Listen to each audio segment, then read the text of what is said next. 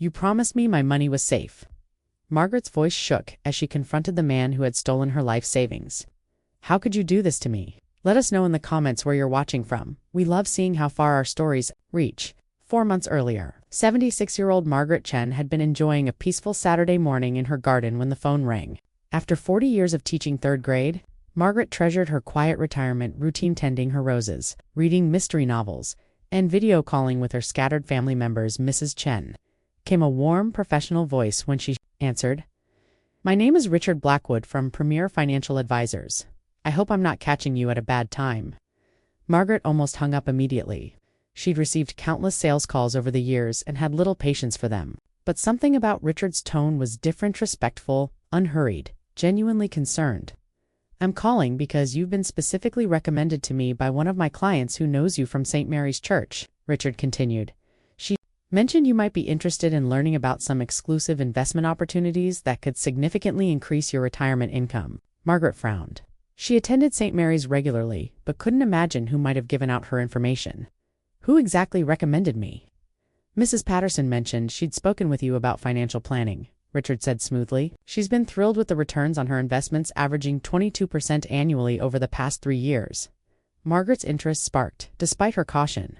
Eleanor Patterson was indeed a fellow parishioner, and if she was seeing such impressive returns, Margaret's own savings account was earning barely 2% interest. And with inflation, her purchasing power seemed to shrink each year. "I don't usually discuss financial matters over the phone," Margaret said carefully. "Of course not," Richard agreed immediately. "I completely understand. Would you be interested in meeting for coffee sometime this week?" "No obligation whatsoever. I could simply explain some options that might benefit someone in your situation." Margaret hesitated. Her late husband Tom had always handled their investments, and since his death 5 years ago, she'd been conservative with their savings. But perhaps it was time to be more proactive. "I suppose a brief meeting wouldn't hurt," she said finally. 3 days later, Margaret sat across from Richard Blackwood in an upscale coffee shop downtown. Immediately impressed by his professional appearance, in his early 40s, Richard wore an expensive suit and carried himself with the confident air of success. His business cards were embossed on heavy paper, and he presented her with a glossy portfolio of his company's achievements. "The beautiful thing about the investment vehicles I work with," Richard explained, his voice warm and reassuring, "is that they're specifically designed for people like yourself, retired professionals who've worked hard and deserve to see their money work just as hard for them." Margaret examined the colorful charts and graphs he'd spread across their table. The projected returns seemed almost too good to be true, consistently high, percentages with minimal risk indicated. "These numbers seem quite optimistic," Margaret said, her teacher's analytical mind engaging. "What exactly are these investments?" Richard leaned forward conspiratorially. "That's the exciting part.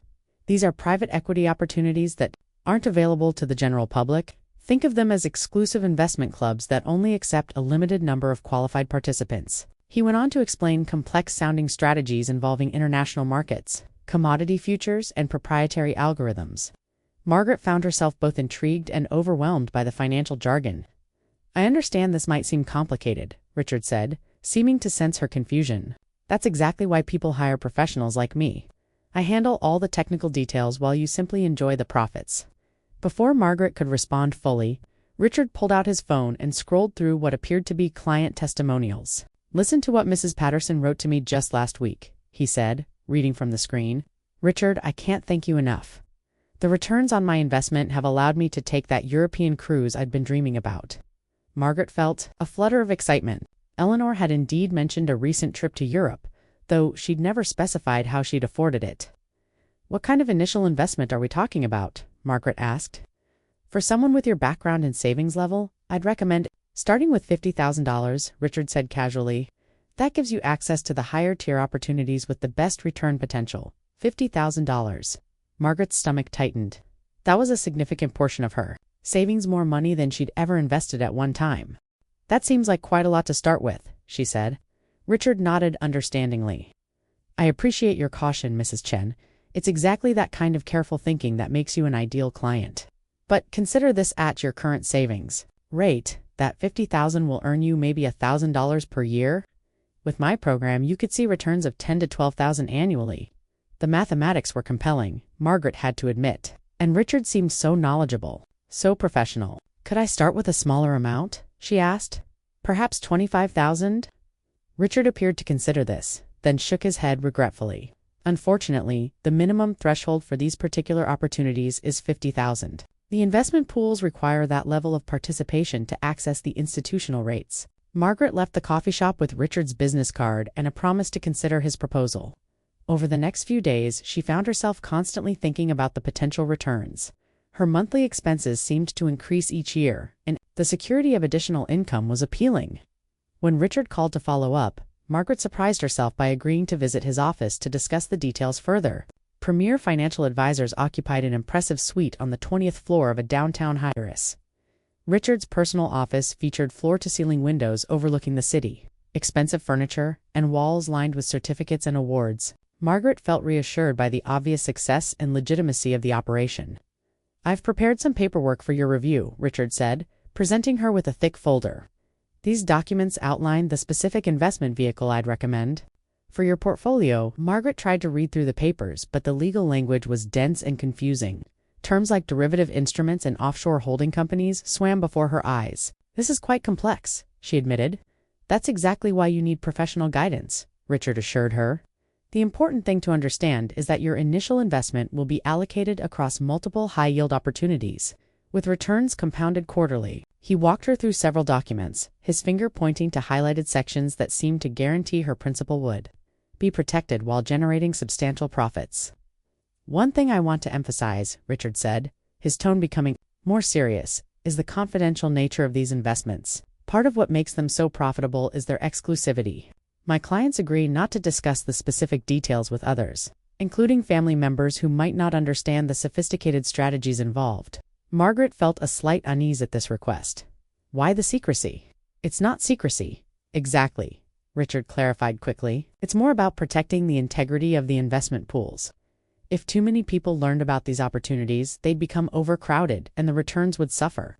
Think of it as being part of an exclusive club." Despite her reservations, Margaret found Richard's explanations reasonable. When he presented the transfer authorization forms, she hesitated only briefly before signing. "You're making an excellent decision," Richard assured her, as she wrote out the routing information for her savings account. "I'll have the initial transfer processed today, and you should see your first quarterly statement within 90 days. Margaret left Richard's office feeling a mixture of excitement and nervousness. She'd just committed $50,000 more money than she'd ever invested outside of her retirement accounts. But Richard's confidence was infectious, and the prospect of significantly increased income was appealing. That evening, she called her grandson Danny, a 19-year-old college student studying computer science. Danny was her favorite grandchild, smart and tech-savvy, though sometimes she found his generation's skepticism exhausting. "Grandma, that's awesome that you're being more aggressive with your investments," Danny said when she mentioned her decision. "To work with a financial advisor? What company is he with?"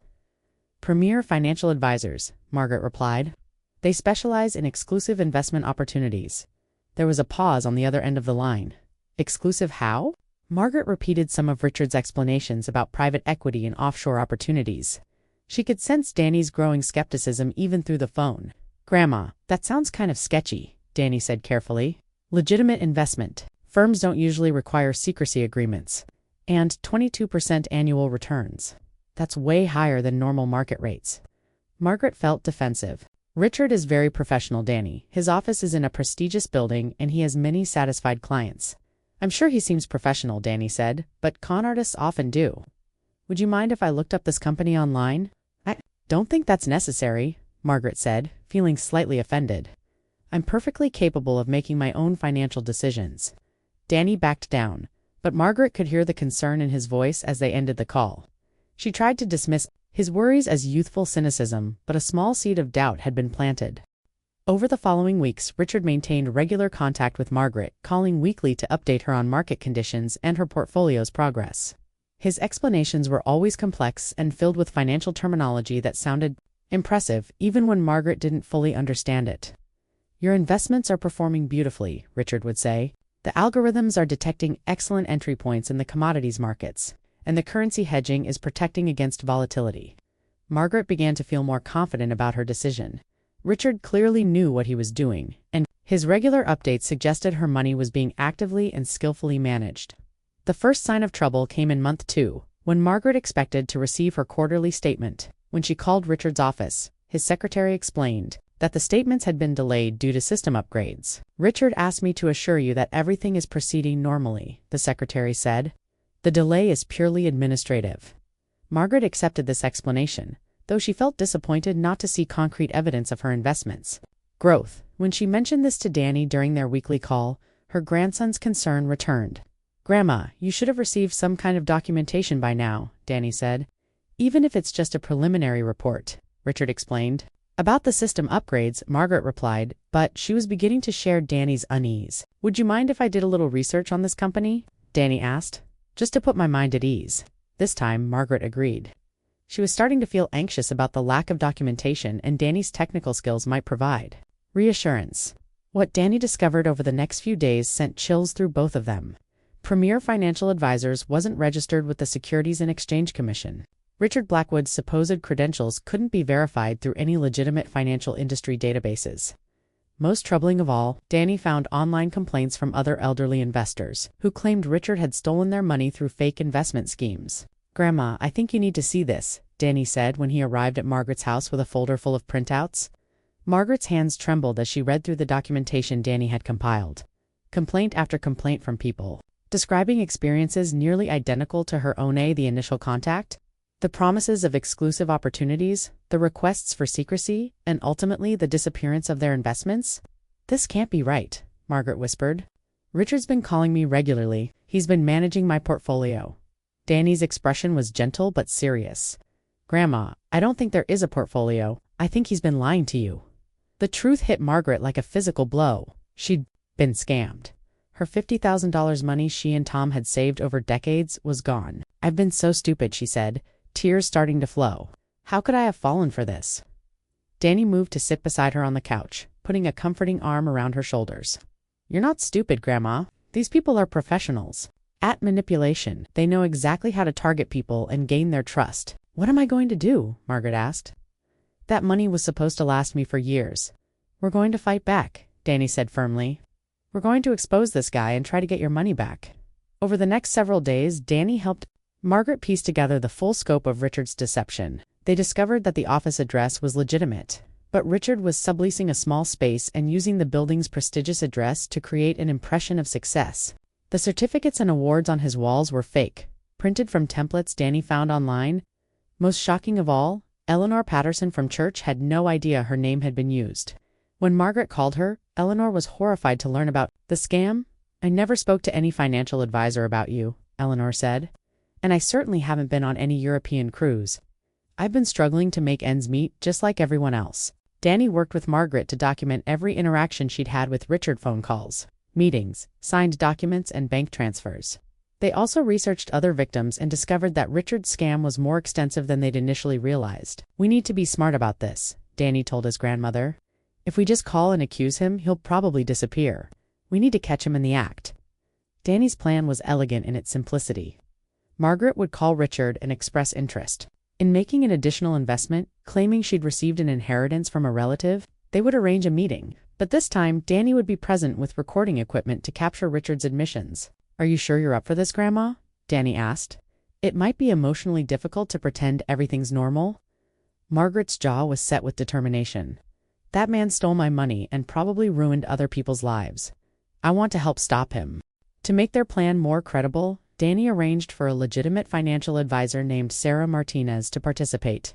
Sarah had experience with elder fraud cases and agreed to help expose Richard's operation. Margaret called Richard on a Thursday afternoon, her voice carefully modulated to sound excited rather than suspicious. "Richard, I have wonderful news," she said. "My sister passed away recently and left me a substantial inheritance. I'd like to invest an additional $75,000 through your programs." Richard's response was immediate and enthusiastic. "That's fantastic, Mrs. Chen. I'm so sorry for your loss, but this is an excellent opportunity to really accelerate your portfolio growth. When would you like to meet?" They arranged to meet the following Monday at Richard's office. Margaret felt sick to her stomach as she hung up the phone, but Danny squeezed her hand encouragingly. "You did great, Grandma. Now we just need to get him to admit what he's really doing." Monday morning arrived, gray and drizzly, matching Margaret's mood as she and Danny rode the elevator up to Richard's office. Danny carried a briefcase containing hidden recording equipment, while Sarah waited in the building lobby, ready to intervene when needed. Richard greeted Margaret with his usual warm professionalism, though his eyes showed a flicker of surprise when he saw Danny. "Mrs. Chen, wonderful to see you again," Richard said, extending his hand. "And you must be the grandson I've heard." "So much about Danny," her grandson replied, shaking Richard's hand firmly. "Grandma asked me to come along, since this is such a large investment." Margaret saw a brief tightness around Richard's eyes, but his smile never wavered. Of course, family involvement is always wise for significant financial decisions. They settled into Richard's office, and he began his familiar routine of spreading charts and documents across the desk. But Danny's presence seemed to make him more defensive, more eager to justify his strategies. "The beautiful thing about this timing," Richard said, "is that we're seeing unprecedented opportunities in the emerging markets. Your additional $75,000 will be perfectly positioned to take advantage of some currency fluctuations in Southeast Asia." Danny leaned forward with apparent interest. "That sounds fascinating. Could you explain exactly how these currency trades work?" Richard launched into an explanation filled with technical jargon, but Danny pressed for specifics that gradually revealed the hollowness of Richard's knowledge. "I'm particularly interested in understanding the risk management protocols," Danny continued. "What specific safeguards protect my grandmother's principal investment?" Richard's answers became increasingly vague and contradictory. When Danny asked to see documentation of Margaret's current portfolio performance, Richard claimed the records were stored on secure servers that couldn't be accessed from his office. "I appreciate your thoroughness," Richard said, his tone becoming slightly strained. "But these investment vehicles operate on a level of sophistication that requires trust and professional management." "Trust is important," Margaret interjected, "but I'm starting to wonder if I've been too trusting." "Richard, I need to ask you directly, are my investments real, or have you been stealing my money?" The transformation in Richard's demeanor was immediate and startling. His professional mask slipped, revealing something cold and calculating underneath. "That's a very serious accusation, Mrs. Chen," he said slowly. "I think you may be confused about the nature of these investments." "I'm not confused," Margaret said, her voice growing stronger. "I'm beginning to understand exactly what's been happening. You never invested my money anywhere, did you?" Richard stood up abruptly, moving toward the door as if to leave, but Danny was faster, positioning himself between Richard and the exit. "You're not going anywhere until we get some answers, Danny," said calmly. "This is ridiculous," Richard snapped, his composure completely gone. "You people don't understand the complexities of international finance. Sometimes investments take time to mature. $50,000 doesn't just disappear into the ether," Margaret said, rising from her chair. "Where is my money, Richard?" Richard's eyes darted between Margaret and Danny, calculating his options. Finally, his shoulders sagged slightly. "Look, the market has been extremely volatile," he said, his voice taking on a pleading quality. "There have been some temporary setbacks, but I'm confident we can recover the losses." "What losses?" Danny pressed. "You told my grandmother her investments were performing beautifully." "They were, initially," Richard said, his story beginning to unravel. "But then there were some unexpected developments in the commodities markets."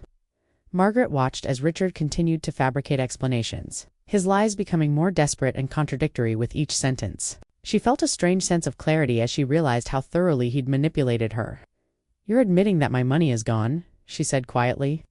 Richard stopped mid-sentence, recognizing his mistake. In his panic, he'd essentially confessed to losing her investment, which was inconsistent with his earlier claims of sophisticated portfolio management. "I think we've heard enough," came a new voice from the doorway. Sarah Martinez entered the office, followed by 2 police officers.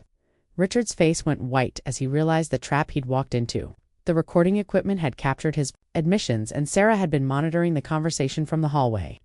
Richard Blackwood, one of the officers, said, "You're under arrest for investment fraud and elder abuse."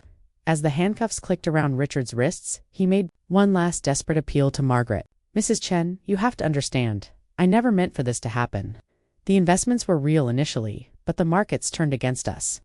Margaret looked at him with a mixture of pity and disgust. "You never invested a penny of my money, did you? You've been lying from the very first phone call." Richard's silence was answer enough. The investigation that followed revealed the full scope of Richard's operation. He had stolen over $400,000 from 12 elderly victims across the region.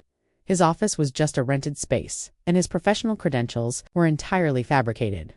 Margaret's courage in exposing the scheme led to the discovery of other victims and ultimately to Richard's prosecution. Working with Sarah Martinez, Margaret was able to recover approximately $30,000 of her original $50,000 investment through asset seizure and restitution orders. But perhaps more importantly, Margaret discovered a strength and purpose she hadn't known she possessed. At 76, she became an advocate for financial literacy among seniors, speaking at community centers and churches about the warning signs of investment fraud. The most important thing to remember, she would tell her audiences, is that if something sounds too good to be true, it probably is. And never be afraid to ask questions or seek second opinions from people you trust. Danny's relationship with his grandmother grew even stronger through their shared experience. He helped her implement new safeguards for her remaining finances and taught her to recognize online scams and fraudulent schemes. "You saved me from losing even more money," Margaret told him one afternoon as they worked together in her garden, "and you helped me find my voice again." Danny smiled, carefully transplanting a rose bush. "You found your own voice, Grandma. I just helped amplify it." Richard Blackwood was sentenced to 8 years in federal prison and ordered to pay full restitution to his victims. The investigation also led to the arrest of 2 accomplices who had helped him create fake documentation and launder stolen funds. On Margaret's 77th birthday, her family gathered for a celebration that felt different from previous years. There was an underlying strength and confidence in Margaret that hadn't been there before her ordeal. "I know losing that money was terrible," her daughter Lisa said during the party, "but I'm amazed at how you've turned this experience into something positive." Margaret looked around at her family, children, grandchildren, and great-grandchildren who represented her true legacy and security. "I learned that the most valuable investments aren't financial," she said. "They're the relationships we build, and the courage we find when we need it most." Danny raised his glass of lemonade in a toast. "To Grandma, the bravest investor I know." As laughter filled Margaret's living room, she reflected on the hard-earned wisdom that had emerged from her darkest financial moment. She had learned to trust her instincts, value her family's counsel, and never again mistake smooth words for genuine expertise. The money Richard had stolen had been significant, but it hadn't destroyed her. Instead, it had revealed reserves of strength and purpose that would serve her well in all the years to come. Margaret Chen had faced her worst fear, financial vulnerability, in old age, and discovered that her true wealth lay not in bank accounts, but in the love of family and the power of her own resilience. Outside her window, the roses she and Danny had planted were beginning to bloom, a symbol of growth and renewal that would flourish long after the memory of Richard Blackwood had faded. Margaret had learned that the best investments were indeed the ones that grew stronger with time, nurtured by trust, protected by wisdom, and harvested through the courage to stand up for what was right. Thank you for listening until the end. If you enjoyed our story, please leave a like. This helps us reach more people.